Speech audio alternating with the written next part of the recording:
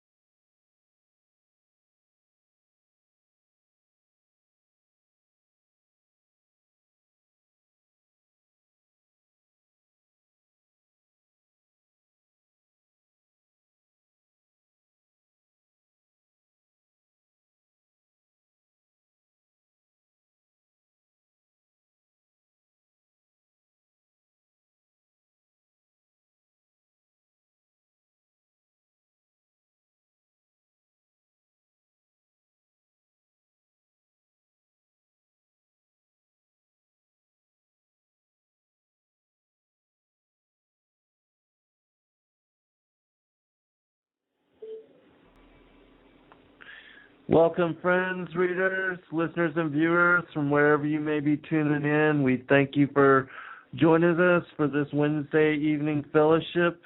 It's 9 p.m. East Coast time, and we're streaming out of Athens, Georgia.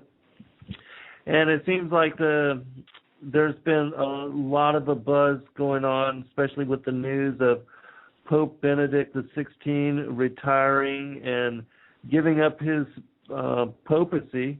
And that'll be occurring on February 28th. And for those that know and have heard about Tom Horn and Chris Putnam's latest work on Petrus Romanus, they actually predicted this along with a Belgian Jesuit mathematician named René Thibault. They said that he would step down before April of this year. And lo and behold, it is all happening and seems to be in our face, and this is another one of those signs for those that have eyes to see, ears to hear, and a mind to understand. This is much like the parable of the fig tree as spoken about by Christ in Matthew 24, Luke 21, and Mark 13, where he commands us to know ye the parable of the fig tree, meaning that it's not a choice for those that are his disciples and his followers. And for those that don't know or have not studied the parable of the fig tree, we did do a broadcast on that and covered that in 90 minutes and brought together all the varying pieces of information to help you to understand that indeed that was the blooming of the nation of Israel, as spoken about in an esoteric book called The Apocalypse of Peter, where Peter asks Christ specifically to explain the parable of the fig tree and to relate to the disciples exactly what that was. And he indeed correlate that with the nation of Israel coming into being brought back into being, and the regathering of the people in the land. And so all of that occurred. The commandment went forth in 1947. 1948, the nation of Israel was brought back into being. And this is part of the fulfillment of Daniel's 70th week. And for those that don't know, you can study that by looking up a video called Daniel's Timeline, which was produced by Dewey Bruton in, I believe it was 2005, although he has been revealing the information since early 2000. And it's quite significant for us because we are the last generation, and this generation will see the second coming of the Son of Man and all the prophecies as laid out by Matthew 24, Luke 21, and Mark 13, which are all very, very relevant. I would, implore people to read those passages for yourself and to study them in their completeness because they bring forth a lot of what are the signs for our generation as to what we will see in the end of days. And we are quickly accelerating towards that. And the prophecy of the last pope as put forth by St. Malachi, who spoke about 112 of the popes and gave Latin phrases associated to each one. But according to that prophecy, which goes back early 12th century, but it was related in a book, I forget exactly the name of it, but it was a 15th century book that was put forth by one of the Catholic associates, and it was in that book that the prophecies actually were released to the public and for our consumption. I've got with me as guest today Roman White. He has his own show, has done his own show called The Seeds of Evil. He's a very kind brother and is also blessed in discernment. Roman, would you like to give a shout out to the listening audience? Yeah, Malachi Martin actually saw the vision purportedly in 1139 A.D. Of the 112 popes, the 112th being the last and final pope, and of course just Benedict, who's going to be resigning here on the 28th, would be the 111th pope. So the next one is going to be the final pope, according to Malachi's prophecies, which have been extremely accurate thus far. Right. And even some of these Latin phrases and descriptions, we'll talk about a few of them, but if you go back even 500 years, according to the study of Tom Horn and Chris Putnam, which put together the book, the Petrus Romanus, which has been very prophetic leading up into this time, and definitely timely in being released, and with all of this unfolding as it is, people are interested in that information. And I also came across an interesting video about a woman. Her young daughter had a dream of the last pope, and I'm going to share that with you because it's interesting, because she relates this particular last pope as being king of the mythical creatures, which is kind of interesting, but we'll bring that up in a little bit. But another thing that was of interest with all of this news happening, because I first heard about it Monday. I was on my way to see the doctor, and I was driving in the vehicle, and we heard over the news this breaking news that Pope Benedict was going to step down. And so I called John the Baptist and spoke to him for a short time, and of course the news was mind-blowing, because for those, again, I say for those that have discernment and that have the eyes to see, the ears to hear, this is powerful information, and this is something that, again, is confirmation with all of the other signs. This is also according to the Chinese New Year, the year of the snake, and also with it being the year 2013, we know often that even the Bible, chapter 13 and often verse 13 are associated with the dragon, the serpent, the Nakash, also with the Antichrist and the Antichrist system. And so all of that seems to be aligning as well, and it's confirming witness that this could be the year of the devil, the year of the snake, the year of the Nakash. And according to Daniel's timeline, for those, again, that have not seen the video, he places us, with 70 years of a generation. He places us from 1947 with the blooming of the fig tree, that the end of also what would be the 120th Jubilee year would occur coincidentally, well, there are no coincidences, but incidentally with what is prophesied in Revelation 12 with the woman clothed in the sun, the moon beneath her feet, child within her womb, and a crown of 12 stars. This prophecy is a celestial alignment that dates, according to the Solarium, which is a solar celestial program that allows you to look at the skies and any day of any year, and this celestial phenomenon occurs on the Feast of Trumpets, September 23rd of 2017, which, according to Dewey Bruton's timeline and calendar, is the end of this 120th Jubilee year, and also, the end of what would be this Daniel's 70th week. It seems to all align to that. Now, I'm not saying that this is going to be, the end date. I don't know exactly what this particular date will be. I just know that it is significant because it is recorded and dated in esoteric fashion within the Word in Revelation 12.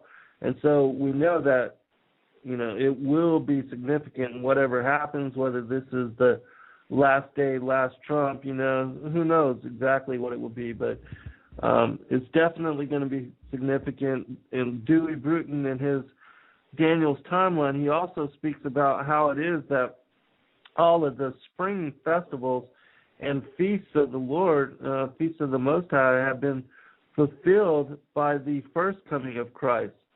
And that was when he came into the flesh, and his conception, immaculate conception, his life and death, all these, there was celestial phenomena also associated to all of those events. And for more information on that, you can look into a video called The Star of Bethlehem, put out by, I believe his name is Richard Larson. He was a lawyer that was led to some discernment on that. And it's interesting information because he also uses the Solarium program to go back and to look at what it was that occurred in the heavens during the time of the conception and birth of Christ, and also the death and resurrection. And it's amazing because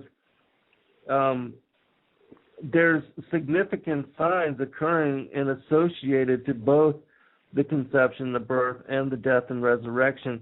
And the Father, the Creator, had to have encoded that into the stars just long before the unfolding of all that. And so that, the Father is utilizing heavenly signs and wonders and celestial phenomena to verify indeed that Christ was the only begotten of and the Son of the Most High, and that he came with specific role and mission to fulfill prophecy as it was laid out in the Old Testament.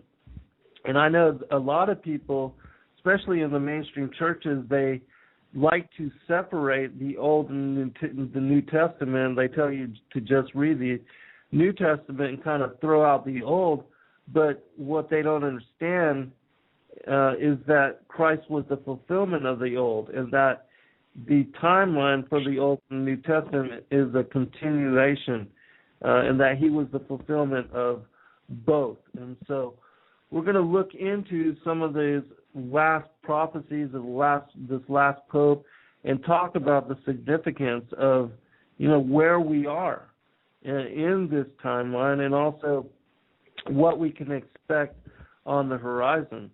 One other thing of significance with Pope Benedict coming forward in his resignation is that the cathedral, St. Peter's Cathedral, the Basilica, it was struck by lightning. And what is amazing about that is that somebody actually was able to photograph that particular event occurring. And I think that's, got to be pretty supernatural as well, and that the Father wanted that event to be recorded so that it would play out to the world as to the significance of the day and the time that we're living in. Roman, let me go ahead and get you to comment here, and then we'll move into some of this information. Well, I've got a quote from this St. Malachy's prophecy that I'd like to read. It says,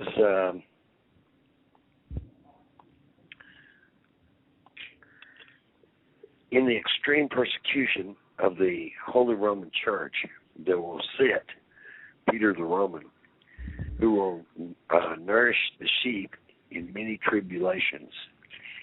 And when they are finished, the city on 7 hills will be destroyed, when the dreadful judge will judge his people. The end. Now, there's several things that I find interesting about that. Number one, if you go back into Genesis, when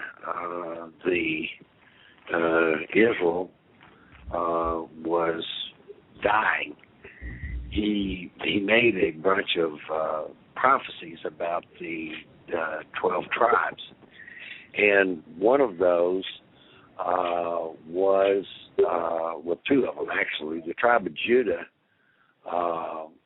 is referred to as a lamb, and the tribe of Dan is referred to as a lion's whelp.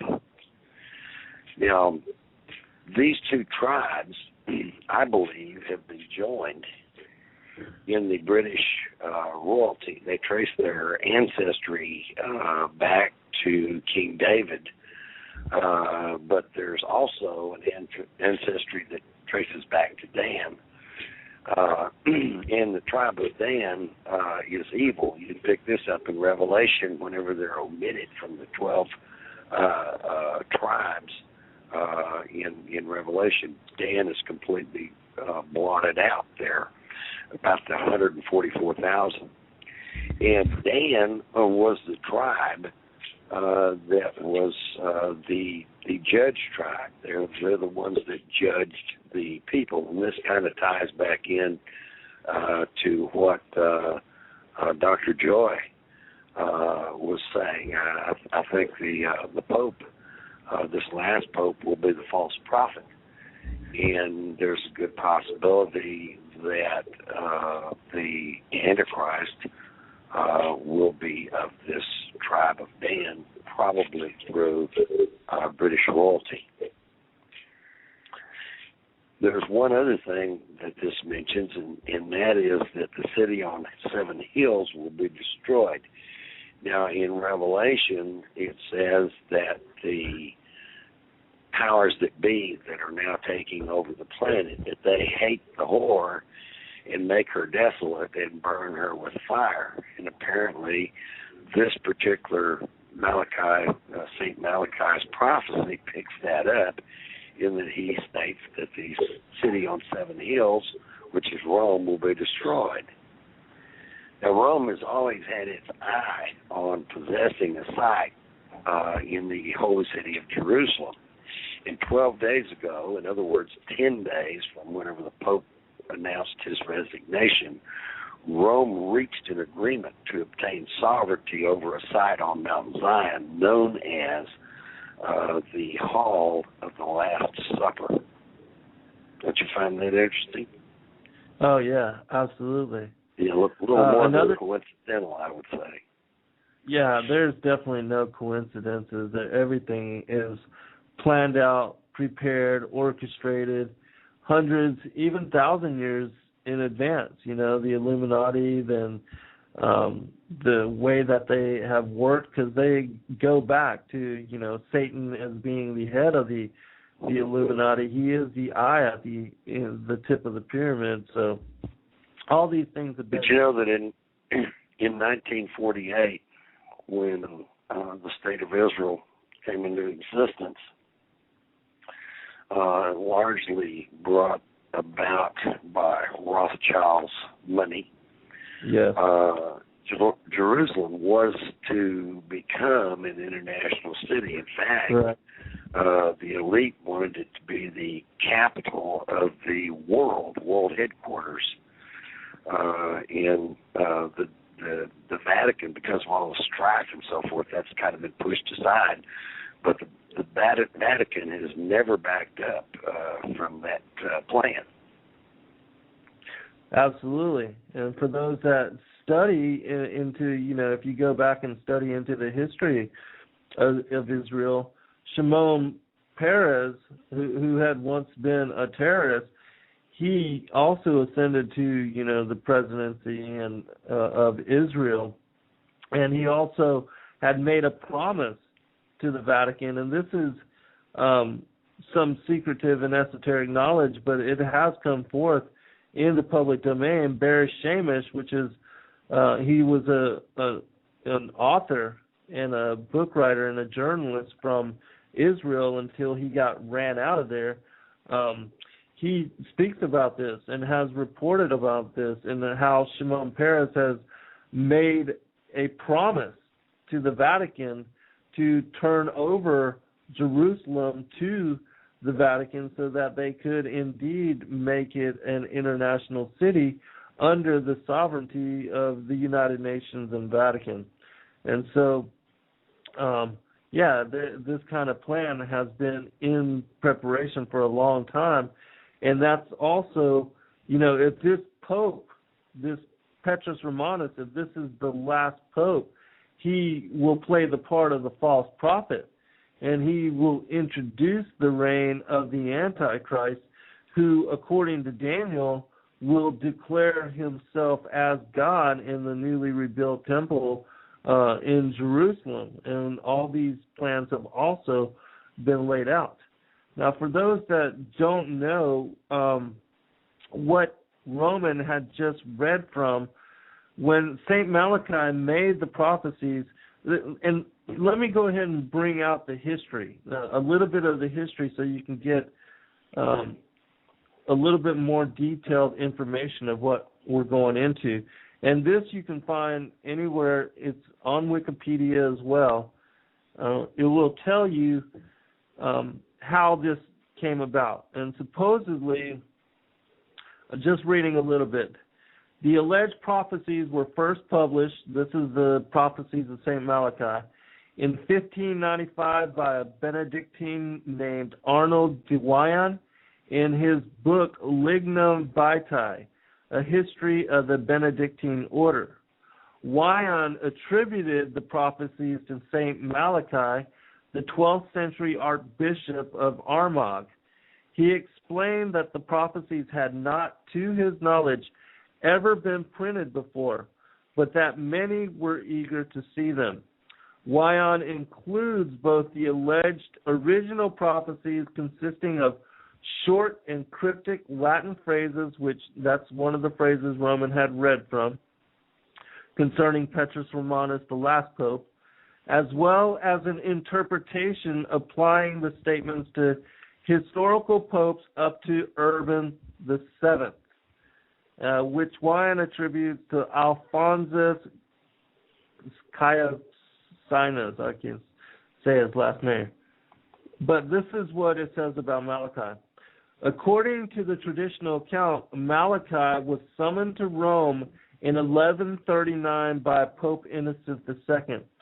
And while in Rome, Malachy purportedly experienced a vision of future popes, which he recorded as a sequence of cryptic phrases. This manuscript was then deposited in the Roman archives and forgotten about until its rediscovery in 1590. Now, the guy that wrote the autobiography the biography on Malachy, he makes no mention of these prophecies, and he doesn't attribute these prophecies to St. Malachi. And because of that, there's also speculation that perhaps Nostradamus had some hand to play in these prophecies.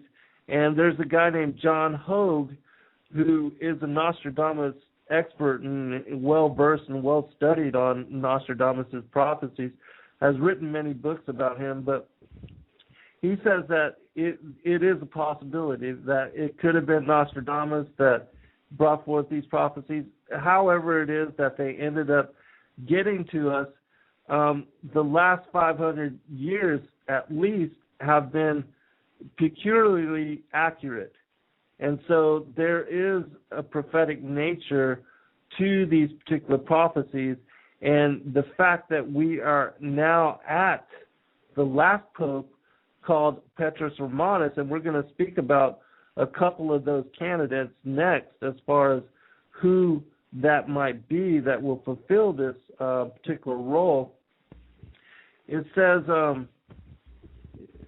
just a little bit more about Petrus Romanus. In recent times, some of the interpreters of prophetic literature have drawn attention to the prophecies due to their imminent conclusion. If the list of descriptions is matched on a one-to-one basis to a list of historic popes since the prophecy's publication, the currently retiring Pope, Benedict XVI, would correspond to the second to the last of papal descriptions. He is called the Gloria Olivi, or the glory of the olive. The last prophecy predicts the apocalypse, and the longest and final motto, which reads, and this is what Roman just read, but I'm going to go ahead and read it again because this is important. And again, like I said, these Latin phrases that have been associated to these 112 popes, this is the longest and most descriptive of those phrases. And I think it's important for you to hear it again in its fullness, because it's very relevant to our times, because it also aligns with the third vision of Fatima, which we'll talk about next, and also with the prophecies as laid out in the book of Revelation in the last chapter of our New Testament. It says this: in the extreme persecution of the Holy Roman Church, there will sit Peter the Roman, who will pasture his sheep in many tribulations. And when these things are finished, the city of 7 hills will be destroyed, and the terrible judge will judge his people. The end. Now, according to what some of the people that have looked into the prophecies of the 3 visions of Fatima, which were given to a group of school children in 1917, and have since been released to the public. But according to insiders at the Vatican, what has been released for public consummation is, as far as the third vision of Fatima, they said that prophecy was fulfilled by John Paul II with his attempted assassination. But according to Tom Horn and some of the study that they've looked into, the third vision of Fatima speaks about a papal concordance or a conclave where all of a large gathering of bishops, cardinals, popes, the Pope and a bunch of his followers are there in St. Peter's Square when an alleged terrorist event takes place. And during this terrorist event, many people die, and that the Pope is wounded to such a degree that he seems dead. But according to the prophecy, he then, rises up and walks over all the dead bodies of these priests and bishops. And according to the prophecy, this is something that has yet to be fulfilled. And what is interesting also about the word is it speaks about, the wounded and him seemingly rising up again. And so this third vision of Fatima is supposedly not yet fulfilled. And we'll never know exactly the details on all that, but Malachy Martin, in his various books, which he has written about, what goes on inside the Vatican, and I've actually got a copy of one of the interviews that he did with Art Bell, which is no longer available. And if you want a copy of that, just email me, Zen Garcia, ZenGarcia 2010 and I'll be glad to provide you with that interview. It's quite interesting, and it's very relevant for the times that we're in, and as I said, you no longer can find that. Let me get you, Roman, to go ahead and comment on the third vision of Fatima and, the connections between Revelation, and then we'll talk about who it is that might be the candidates for fulfilling this prophecy. Who's your pick for the candidate that will fulfill this prophecy? Well, according to, and I'm going to base this on this, just the vision of this little girl, and I'm going to play this part later after we make commentary. But there's the Peter Turkham, I believe is his name, and he's the Cardinal of Ghana, and recently the Catholic Church has been reaching out and expanding its broad range. Like before the last two popes, most of the popes that have been chosen have been Italian. And, they've been reaching out. Pope John Paul II, he was from Poland. And then Joseph Ratzinger, or Pope Benedict XVI, he was from Germany. He had ties to the Hitler Youth. And so it's possible that this Peter Kadowa Apaya Turkson of Ghana, he's got the name Peter as well, that he could be the one. Well, I give you my pick. The Archbishop of St. Peter's Basilica. In his name, I'm going to spell it because I'll probably mess it up if I try to pronounce it. Comastri. Camastra. Would you pronounce that way? Oh, I don't know. I can't. I can't say how these things myself. So, do you have a first name on him? And And I'll I speak know about I did. I didn't get that, but he's the Archbishop of St. Peter's Basilica currently. That's who I would pick for. Well, Peter, that would be it too. Based on. Go ahead, Roman. Based on his being that particular Archbishop, and that he's supposed to be Peter the Roman. So he works in St. Peter's Basilica, and he's from Rome, right? Yeah, he's the current Archbishop.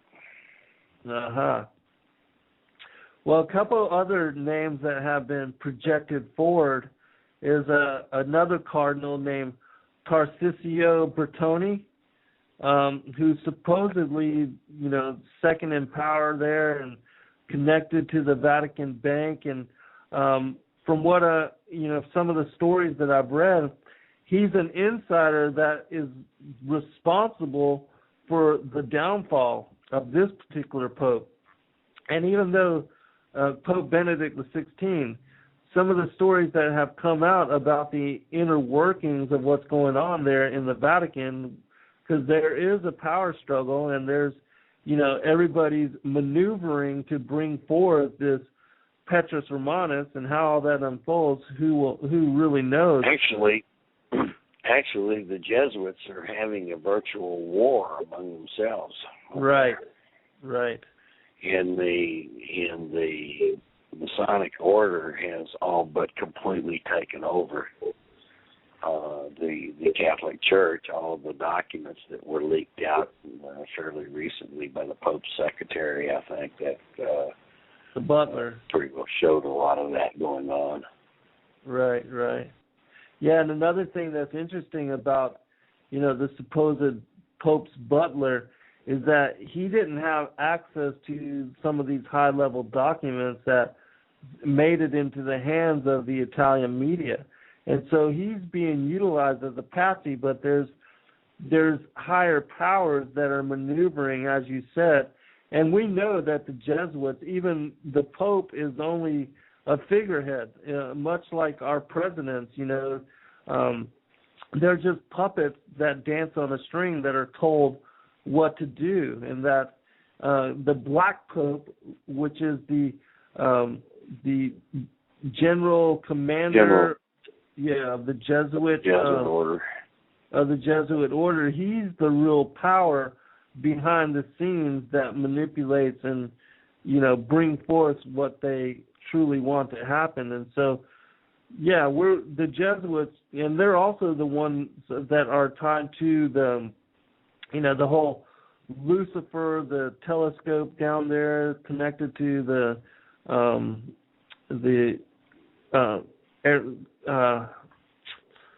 College of Arizona, University of Arizona, and that whole deal. The Jesuits are part of that whole program as well.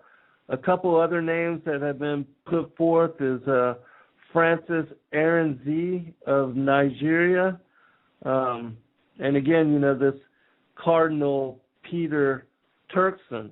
And the reason I mentioned Peter Turkson of Ghana is because of this strange dream that this little girl had, and her mother speaks about it, and not a lot of people have heard about this. I'm going to play this clip. It's only like a minute long. But again, what is interesting in this clip is that she associates this cardinal or the next pope as being the king of the mythical beasts. And what's interesting to me about that is that we know that, the royal elitists and those that are offering themselves up as fit extensions, that they are possessed by these bloodline royal, these reptilian shapeshifters, which we know are tied to the Nakash of Genesis chapter 3. And that many of the different cultures and civilizations of the world, they have spoken about the arrival and how it is that they are awaiting the return of the feathered serpent, Quetzalcoatl, Ku Klux Klan, whatever it is, the different names. And Tom Horn speaks about this in a clip as well. Matter of fact, what I'll do is I'll play that clip first, and then we'll play this other clip. And then, Roman, I'm going to get you to comment after I play this clip by Tom Horn, because he kind of lays it out as far as letting us know, about his book and his work and these particular prophecies. Let me see if I can find it real quick.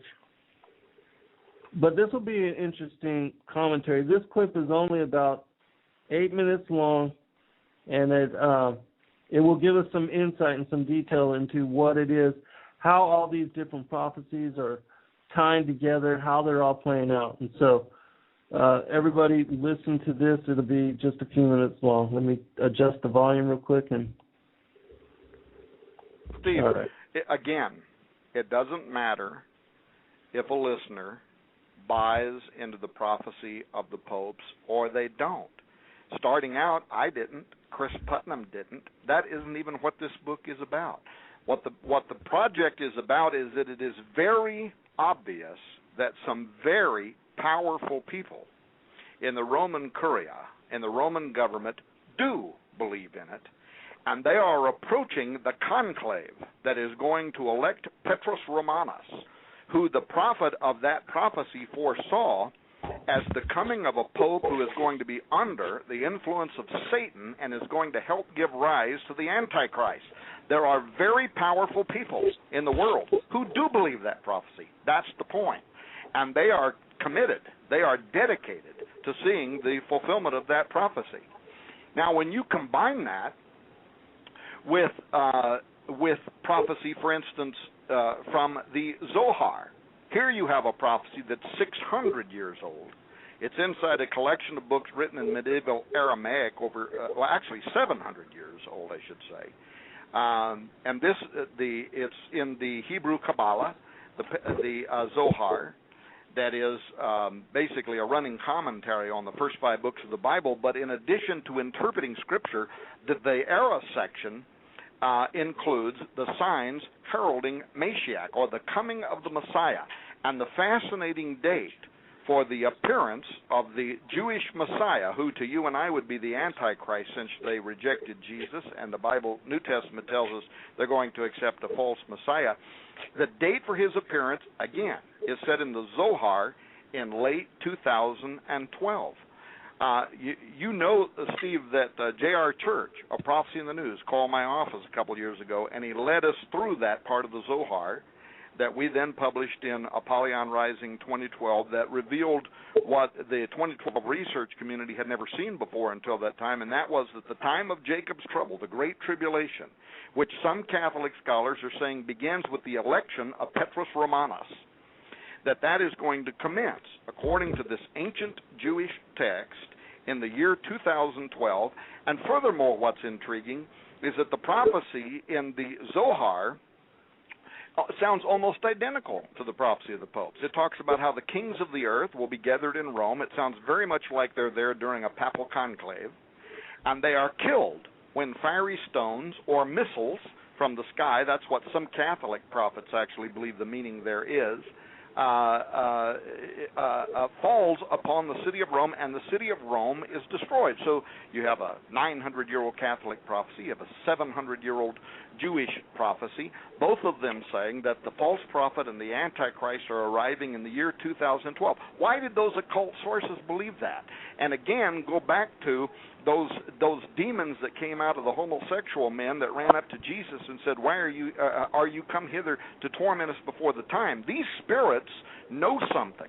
They know something about, I know you don't like the word dispensations, but they know something about what's another alternative word, dispensations, times, epochs, important periods in time. The demons know something about it.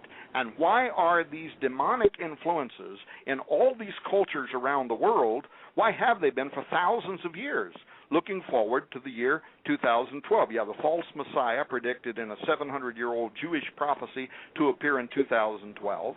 Similarly, you have a 900-year-old prophecy of the popes that looks to be unfolding in parallel fashion to provide Petrus Romanus in 2012. To that, you could include the Mayan calendar, ends in 2012 with the return of their flying dragon god, Kukulkan. The Aztec calendar ends in 2012, and their flying dragon god, Quetzalcoatl, returns. The Cherokee Indian calendar ends in 2012, and their flying rattlesnake god returns. Also, according to the ancient Mayan inscription, and you know that there was a second confirmation of this found in Mexico here about a month and a half ago, that in 2012 the Mayan underworld god Bolanyakteku is going to return. You have the Hindu Kali Yuga calendar that ends in 2012 at the conclusion of the age of the male demon. You have the conclusion of the prophecy on the Great Seal of the United States, the Kume Sybil's prophecy, pointing to the coming of Antichrist. And thanks to, again, investigative bloodhound, as I called him. I hope that's not an offense, Chris, because I mean it as a compliment.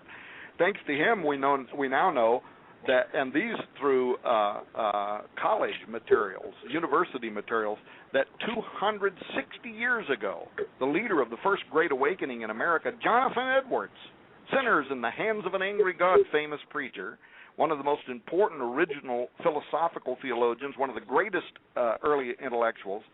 He held a prophetic view based on the 1,260 days that the woman will be in the wilderness in Revelation 12:6, and he interpreted those days as the years that the true church would be oppressed by the papists, the popes. This is what Jonathan Edwards believed, and he considered that one of the most likely times for the end of the reign of Antichrist would be 1,260 years after AD 756, which was the acceding of temporal power of the popes, which would place, Steve, the arrival of the Antichrist potentially in 2012 with the end of his covenant with Israel, the midst of the week, the beginning of the real tribulation, the part where the trumpets and vial judgments are poured out in their severity, in the year 2016.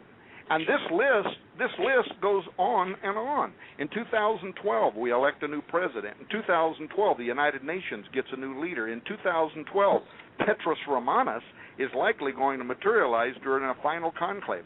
130 years after Jonathan Edwards, in 1878, Reverend William J. Reed did the same thing that Jonathan Edwards did to try to establish a date when the papal system would come to an end, and he set it for the year 2012. So what I'm telling you is there is something very strange that has been going on for thousands of years, and what interests me is why are all of these occultic forces in these disparate nations around the world and throughout time, why have they looked to the year 2012 as the arrival of the false prophet and the Antichrist, and then couple that with what is happening in biblical prophecy? Look at the Bible. Look at Matthew 24, Mark 13, Luke 21, Timothy, and look at the signs they give us. There are signs in nature: famine, earthquakes, plagues, signs in the heaven. And there's nobody that could deny right now that in the last decade we've had more of all of the above than in any other time in history. They also provided signs in society. They talked about lawlessness, violence, immorality, selfishness, hedonism, rebellion, despair. And look at your world today and tell me that this isn't happening.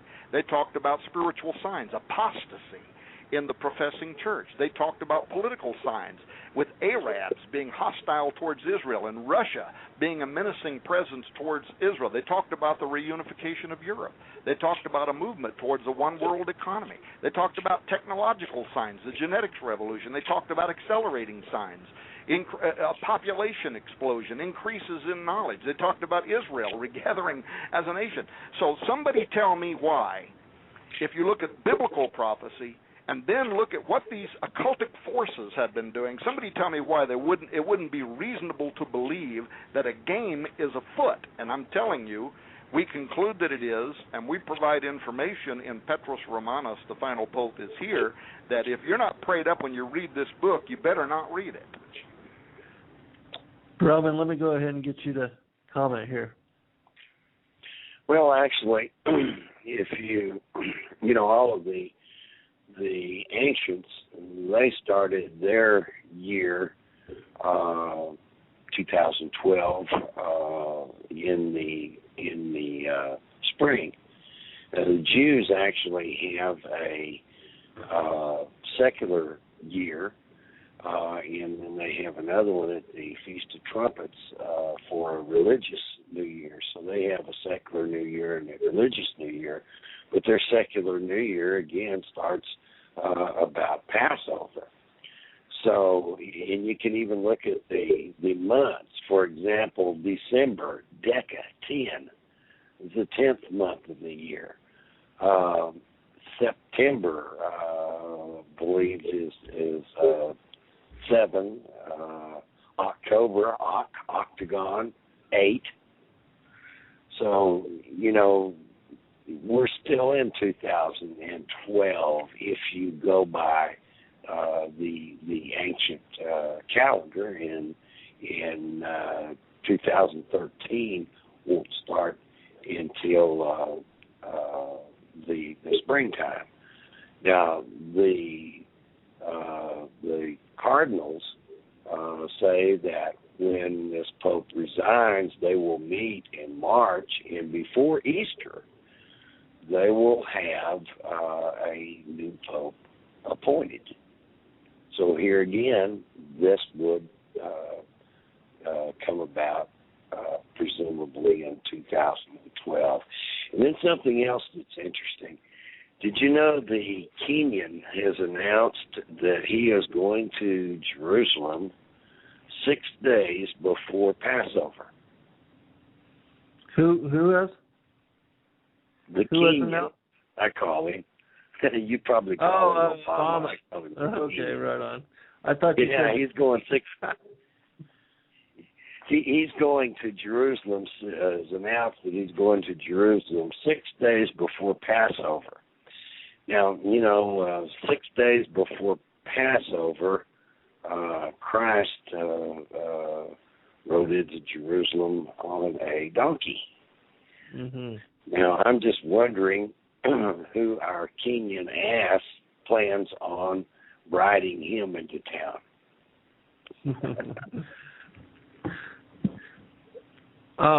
Hey, Roman, I want to ask you this as well. Now, and I know about the seed of the serpent and the association to the Pharisees and to the line of Cain. What is interesting about the next clip that I'm going to play is that this little girl who knows nothing about the popes, nothing about, all this Petrus Romanus prophecies, and how all that is tied to where we are now and to the connections of this day and age. She tells her mom about this dream that she had about this last pope, which she says that he's dressed like a wizard and that he's the king of the mythical beasts. And, and we associate that to some of the Nakash, the feathered serpent, the reptilian shapeshifters, all that. Well, I'm going to play this clip, and then you tell me if you think that it's associated in any way to the line of Cain and to the connections to these particular, what I call as the Nakash. And also, just so you know, I didn't hear you exactly clear on that, your last comment about what you were saying, but we'll revisit that here in just a second, too. Let me see if... Okay, I believe this is the clip, so...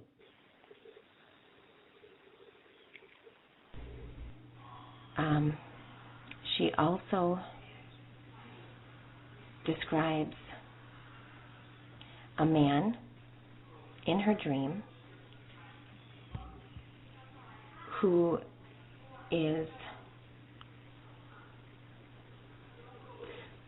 African American, black-skinned. He's wearing a pope hat.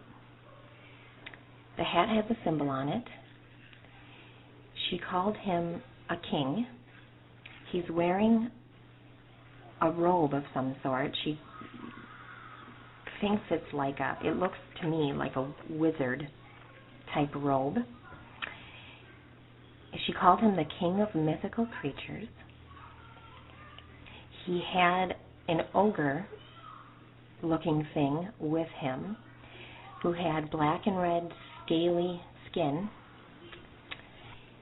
And then she also thought the man, the king, was prophetic.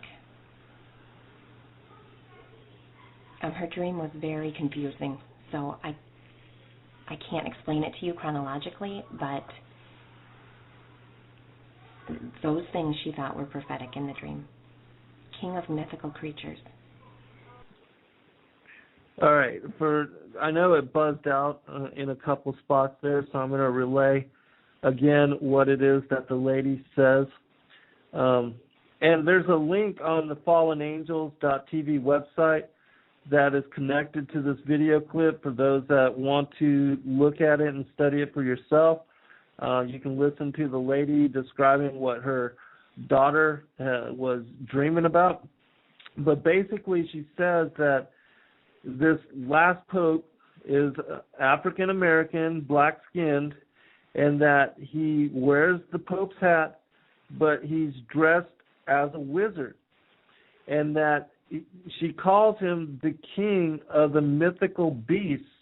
And then she goes on to describe how it is that this last pope has accompanying him an ogre-type creature with black and red scaly-type skin. And then she reiterates in the video that the dream was confusing to her daughter and that she couldn't explain it chronologically, but she really reiterates at the end that this pope is the king of the mythical beast. And so we know that, the false prophet, and Malachi Martin spoke about this in one of his other books. He talked about how at an earlier conclave there was a ceremony that was performed so that Petrus Romanus, whoever is this last pope, would be a sort of a vessel, a container for what would be a supernatural type being. And that also the Antichrist will also be one of these supernatural fallen angel type beings, whether they're indwelt into human form, which, that occurs a lot among the royal elites who, through ceremony and blood sacrifice, and if you want to know more information about this, look into the videos of those that have come out of some of these Illuminati families, individuals like Savali, S-V-A-L-I, Kathy O'Brien, and Arizona Wilder. These three ladies were part of these Illuminist families and were utilized in ritual and were eyewitness to some of these things, and they give us detailed description as to these particular rituals and how it is that these individuals become possessed by these particular shape-shifting fallen angel beings. And in Revelation, it says that this will be, Apollyon Abaddon will be he that once was that, is coming again. So, Roman, let me go ahead and get you to comment here. Well,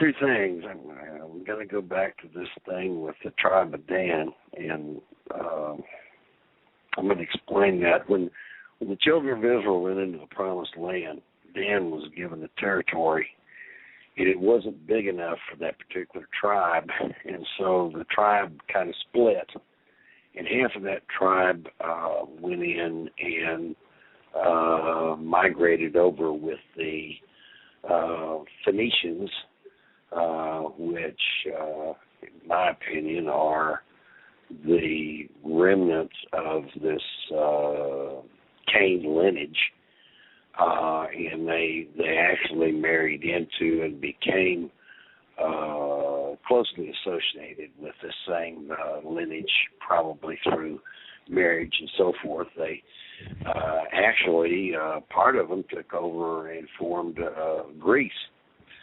But the fact that the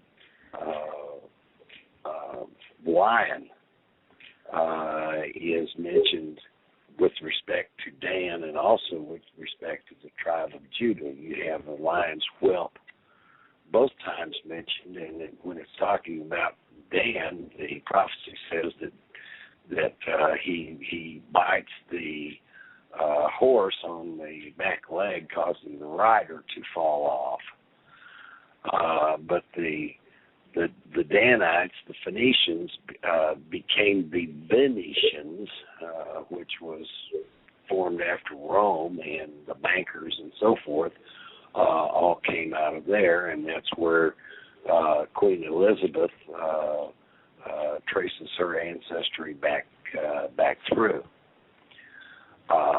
But these beings, I believe, are still with us and have been with us for the entire 6,000-year period of man's history on this planet. Yeah, I think you're right, brother. Absolutely. And this destruction of the city of Rome, after that city is destroyed, could be by a volcano, but I think it's more likely that it will be from a nuclear blast. I believe this particular pope that's coming up will resettle in Jerusalem and try to make that the headquarters of the Roman Catholic Church, and will probably be the false prophet that helps bring this Antichrist into being. I also think it's for Obama to make a trip over there 6 days in advance of the Passover, and I don't think that's any coincidence either. Right. Yeah, no coincidences at all. Do you know the passage? I can't remember exactly where it is, where it associates the tribe of Dan to like the serpent, the snake. I can't remember exactly what passage that is. It's over there in Genesis, I believe. I may be mistaken on this, but I'm thinking around Genesis 49.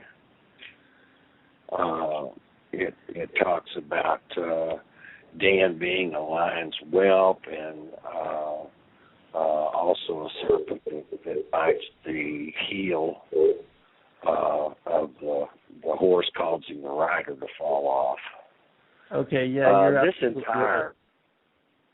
This entire period of time is the time of Jacob's trouble. And the lost 10 tribes, I'm of the opinion, are Northern Europe, from a historic standpoint, would include the United States, would include Great Britain, would include Australia, New Zealand, Canada, all of those countries. And when this time of trouble comes about, those are the countries that are going to suffer the worst, because they're the most advanced countries on the planet. In other words, countries, let's say over in Africa, that their life's not going to change a whole lot. If they go out and they're hunter-gatherers for the most part, when something catastrophic happens, say the grid goes down, it's not going to change their way of life just a whole lot. But it will change the way of life of modern civilization. Yeah, absolutely. Yeah, and I'm going to read. I found the passage. I appreciate you pointing that out. So I want to go ahead and read that passage just so people can have it. It's in Genesis. Is it chapter 49? Yeah, Genesis chapter 49. It's verse 17. I'll read verse 16 as well, and then I think we should read I'm going to read something by Pike about the three global wars, because I think that is all connected to this time as well. And then also just wanted to let everybody know, our brother Cairo is going to join us in just a little bit, and he's wanting to share a vision and something that he had happened to him with the fellowship of the people here, and so we're going to give him a chance to do that as well, because he's been patiently waiting a number of weeks to share that with everybody. But reading from verse 16 and 17, it says this: Dan shall judge his people as one of the tribes of Israel. Dan shall be a serpent by the way, an adder in the path that biteth the horse's heels, and so that his rider shall fall backward. We know that Christ also associated the Pharisees as being a den of vipers, and that also connects to Cain and what happened in the garden with the beguilement, the seduction of Eve, because that was the Nakash, the feathered serpent that is Quetzalcoatl, Kukulkan, and the rattlesnake god that the Cherokees are all awaiting for as well. Do you know why? Do you know why they have different names for that same god? It all goes back to the Tower of Babel when the languages were confused. Everybody went their own way, and they had different names because the languages were all messed up. But they're talking about the same thing. Yes.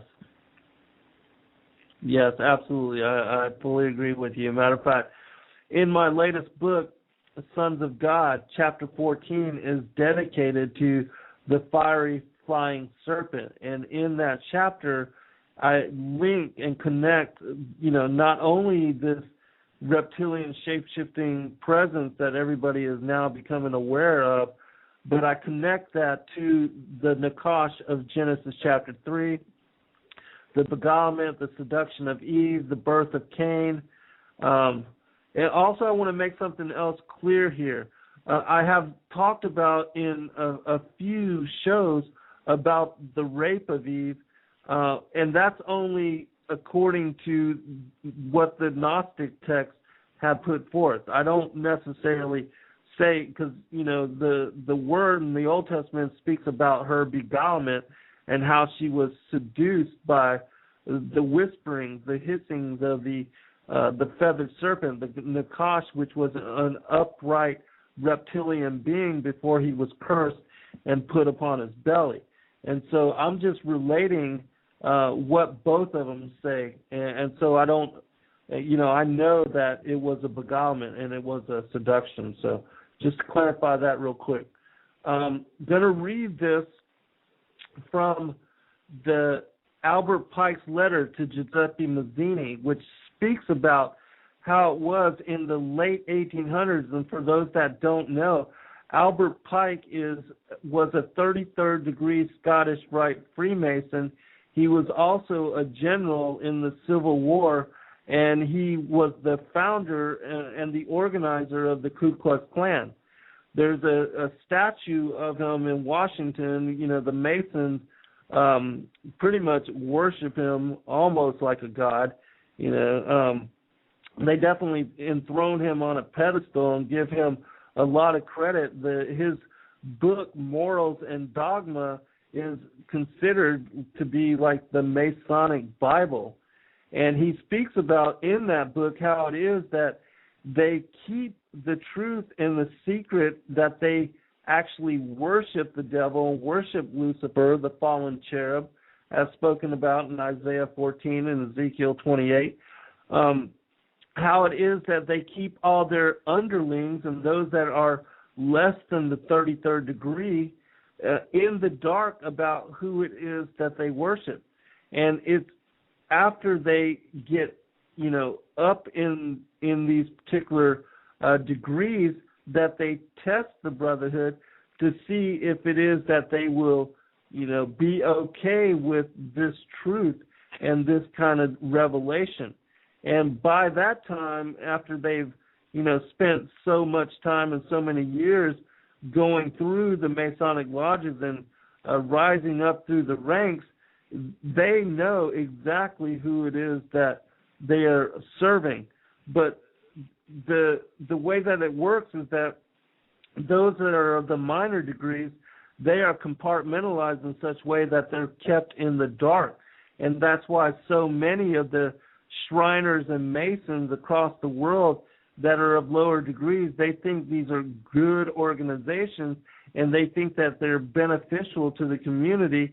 And that's why you see many of them volunteering much time to stand on the side of the roads to raise money for these various organizations.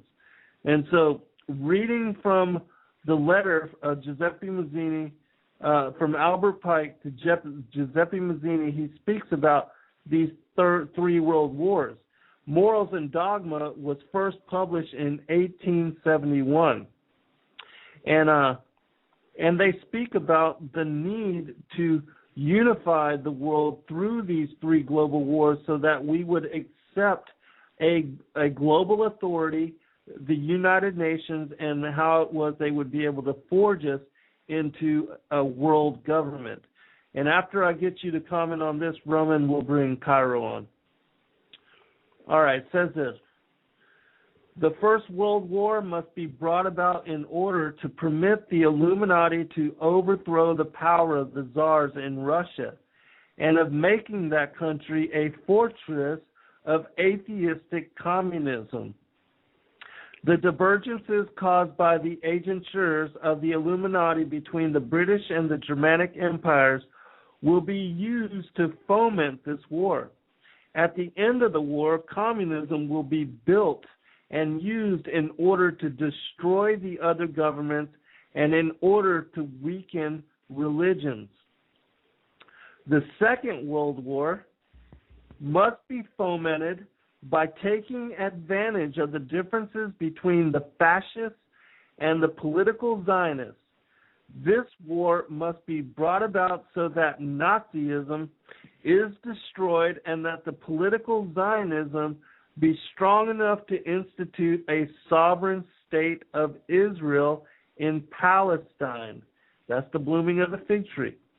During the Second World War, international communism must become strong enough in order to balance Christendom, which would be then restrained and held in check until the time when we would need it for the final social cataclysm.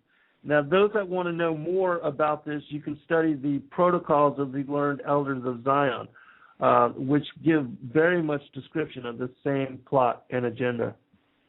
The Third Global War must be fomented by taking advantage of the differences caused by the agenture of the Illuminati between the political Zionists and the leaders of the Islamic world. The war must be conducted in such a way that Islam, the Muslim Arabic world, and political Zionism, the State of Israel, mutually destroy each other. Meanwhile, the other nations, once more divided on this issue, will be constrained to fight to the point of complete physical, moral, spiritual, and economical exhaustion.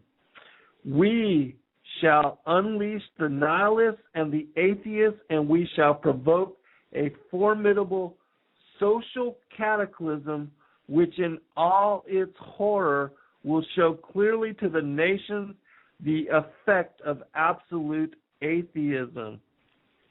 Origin of savagery and the most bloody turmoil. Can you say order out of chaos? Then the citizens obliged to defend themselves against the world minority of revolutionaries will exterminate those destroyers of civilization, and the multitude, disillusioned with Christianity, whose deistic spirits will from that moment be without compass or direction, anxious for an idea but without knowing where to render its adoration, will receive the light through the universal manifestation of the pure doctrine of Lucifer, brought finally out in the public view. This manifestation will result from the general reactionary movement which will follow the destruction of Christianity and atheism, both conquered and exterminated at the same time. In the Protocols of the Learned Elders of Zion, they speak about bringing to reign their Antichrist, their king. And so, Roman, let's get you to comment, and then we'll bring on Cutter. Well, David Spangler is a high-ranking officer in the United Nations, and he's made the statement that no one will enter the New World Order unless they go through a Luciferian initiation and worship Lucifer. Now, that's what the man said. It's not verbatim, but that's the essence of what he said. Oh, yeah, absolutely. They're not trying to hide anything. It's all in their work. They've been. Yeah, it's pretty much out in the open for anybody that wants to dig it out and look at it. And it's not very pretty to look at.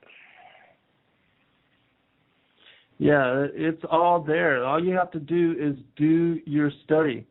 So many people, will deny a lot of the things that we brought forth here, a lot of the things that we talked about. But if you do your homework, if you do your own study, you'll find so many connections between all of these seemingly disjointed and separate things. And it's like the word says, out of the mouths of 2 or 3 witnesses shall the truth be established. And all these different links are confirming witness for each other. Yeah, it's just like that negotiation to get their hands on the Vatican, to get their hands on a portion of over there in Jerusalem, a site over there in Jerusalem. And after they do that, 10 days later, this Pope says, I quit. Of course, he was only a temporary anyway. He was so damn old, they knew that he wasn't going to be in there very long whenever they appointed him. Yeah, exactly. And isn't it amazing that this Pope has come out and resigned before, the time of April, before the time of the Easter conclave, and how appropriate all of that seems to be. And, there are no coincidences. Did you know how far back in time you have to go to get to another Pope that resigned? Right. 700 years. Mm-hmm. And at that time, there were 3 different people that were claiming to be the Pope, and one of them resigned. Right. Yeah, there was an actual a crowd of people had burst into the conclave and caused a separation among the Catholic Church during that time, and there were different popes seated, one in some other town and one in Rome. I forget where it was. I think it was somewhere in France. But we're going to go ahead and bring on Cairo and give him a chance to share his vision or his dream or his story. I'll get him to tell us what it was he wanted to share. But Cairo, are you there, brother? Yeah, can you hear me then? Yes, yeah, we can hear you pretty loud and clear. Okay, cool. Can you tell us where you're calling in from and what it is you wanted to share with? I'm calling in from the UK, and I just wanted to mention about some angelic intervention experiences that I've had. All right, brother. Well, we've got 12 minutes, so I'm going to go ahead and give you the floor and allow you to share what it is you wanted to with the family here. Okay, basically what it is, I've had different interventions throughout my life that led to like a massive spiritual awakening, and I became like more than I used to be, and a lot more spiritually stronger than I used to be. And it reminds me of like when Christ was in the garden and he was like praying, and then like the angels like came and strengthened him. And that's kind of basically what it is. But the main three experiences that happened like last year was that one night I went to sleep, I went out of my body, I could see myself in space. Then like thousands of these like purple stars were like flying around me, as if they were like scanning, my astral light body. And then they all went into me and became part of me. I remember like ascending upwards, and I just felt amazing and like I've never felt before. Well, I woke up from that and I did feel spiritually stronger. And then like a couple of months later, again I remember going out of my body. I was going through a tunnel and there was like a bright light at the end, what people describe when they get having near-death experiences. So I'm flying through this tunnel and it's going all through like the space or universe through to like a different universe. So when I've got through onto the other side, I've become conscious after this travel, and I've seen movement. It's to my right, and then these angels were walking past me, and there were different heights. I guess like some were like 6, 8 foot, 10 foot, all different heights. Some were dressed in different colours, gowns, and I can go through all the details because I can remember it to a T. They had like the wraparound sandals that go up the back of the leg. They had like gowns on that was just past the like waist, and they had big white wings folded in that went down to almost the ankles, and like they would move as if they was having to compensate for the weight of the wings. And they looked more than just spiritual beings. They looked like they were both. They looked as if, they looked solid to me in that realm. But, this kingdom, it seemed to be a crystal kingdom, like a rose quartz. And I was in the centre of this chamber or hall, and it was like a giant chamber. And, they're all gathering in, walking in from my right, and I'm just watching them. And there's a feeling in my solar plexus. It's just an overwhelming, awesome, like love feeling. It was totally overwhelming. And I seen a spiral staircase as well. I was walking down the spiral staircase into this room as well from upstairs. And so I remember this like gathering. They was all gathering around me.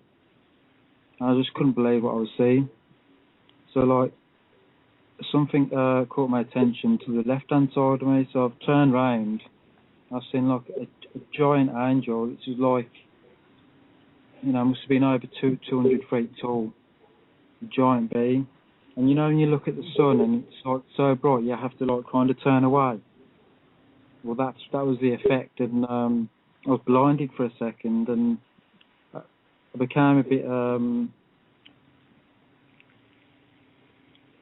I wanted to know what was going on, so I shouted out, who are you? And like that being like said back to me in a deep voice, we are the wind makers. So then I can't remember exactly what happened after that, but whatever they did to me, I'm born again in spirit, and I'm more than I used to be, basically, spiritually.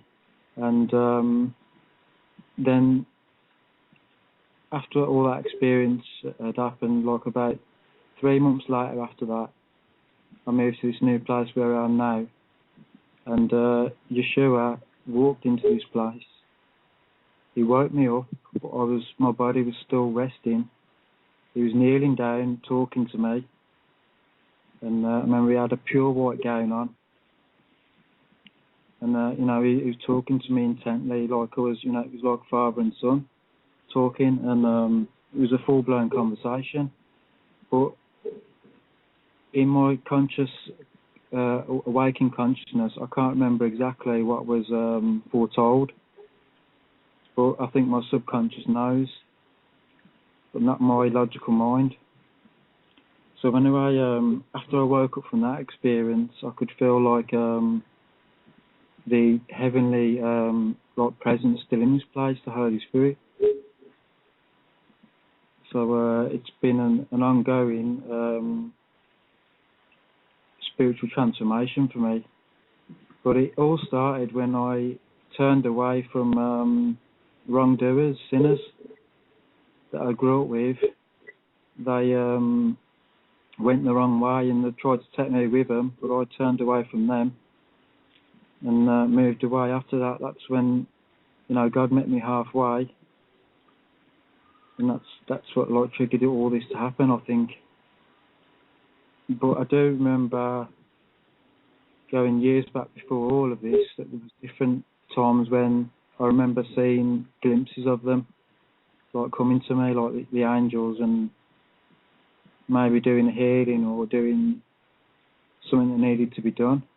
But I also know other people that have had this type of experience, and I know I'm jumping around a bit here, but